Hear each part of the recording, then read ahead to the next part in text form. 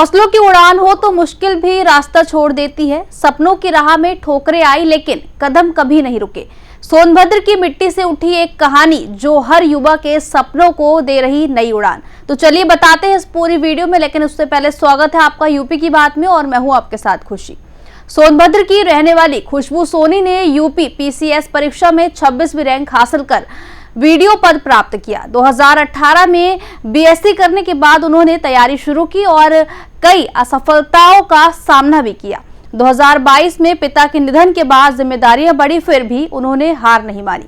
उनकी मां ने हर कदम पर उनका साथ दिया। आज उनकी सफलता से परिवार और पूरा जिला गर्व महसूस कर रहा है। खुशबू की कहानी युवाओं को सिखाती है कि मजबूत इरादों से हर सपना पूरा किया जा सकता है। देखिए ये पूरी रिपोर्ट। सोनभद्र जनपद के रॉबर्ट्सगंज नगर मुख्यालय के रहने वाले खुशबू सोनी ने अपनी पढ़ाई यहीं से पूरी की। साल 2018 में उन्होंने राजकीय महाविद्यालय ओबरा से गणित विषय में बीएससी की डिग्री हासिल की। इसके बाद उन्होंने प्रतियोगी परीक्षाओं की तैयारी शुरू की और अपने लक्ष्य को पाने के लिए दिन रात मेहनत में जुट गई। लेकिन ये सफर इतना आसान नहीं था। खुशबू को कई बार असफलताओं का सामना करना पड़ा। इसी बीच साल 2022 में उनके पिता का निधन हो गया, जो उनके जीवन का सबसे कठिन दौर था। उस समय वह प्रयागराज में रहकर तैयारी कर रही थी। परिवार की जिम्मेदारियां बढ़ी, लेकिन उनके हौसले कभी नहीं डगमगाए।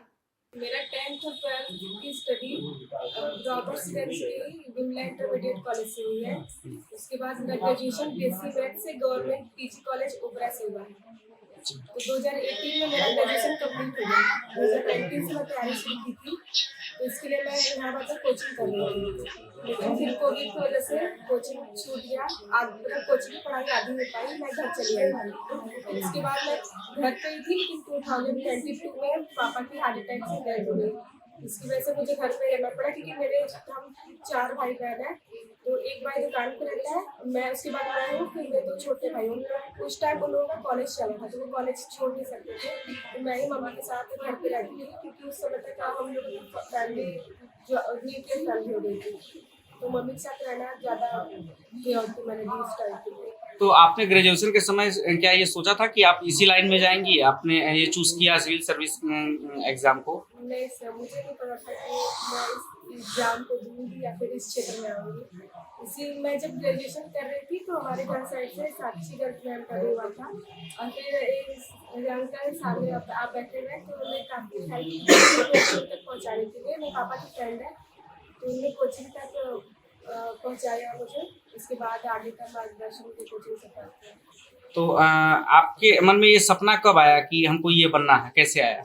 किसकी प्रेरणा से आया? पापा का हमेशा मन था कि इसको सिविल सर्विस में जाना है, लेकिन मुझे इस बारे में ज़्यादा नॉलेज नहीं थी।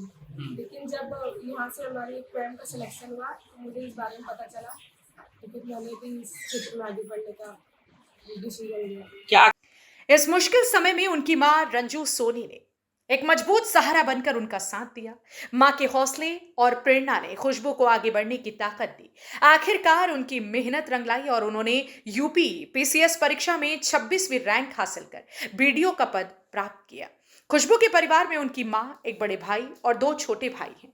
पूरे परिवार ने हर कदम पर उनका साथ दिया। जैसे ही उनकी सफलता की खबर सामने आई, घर पर बधाई देने वालों का तांता लग गया।